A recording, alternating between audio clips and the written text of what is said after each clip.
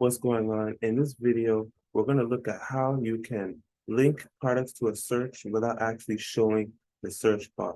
So this Shopify store owner was trying to get this feature on their store. They mentioned here that they had images in an art gallery type format, and each image was linked to a search for a specific tag, but they didn't want to show that search bar.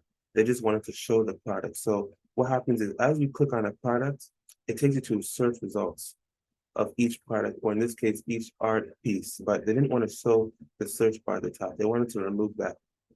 Very simple to do. And so here's the solution that I gave them that I also want to share with you. So all you want to do is once that item is clicked, whatever page that goes to on your search results page, you want to go to custom CSS and copy this code.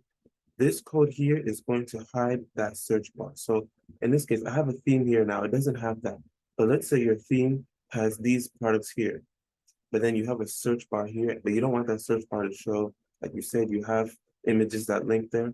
All you do is you take this code, come to custom CSS. So let's just say it was here. You'd come to custom CSS, you paste that in there, and the search bar would no longer show. So I hope this video was helpful for you on how to solve that issue. And if it doesn't work for you, if you need extra help, please feel free to reach out. If you have any other custom Shopify features you want to do, some other ideas you have in mind, please feel free to reach out and I'll see how I can help you out with that. But once again, in this video, I just wanted to quickly show you how you can link to images without actually showing the image bar on the Shopify store.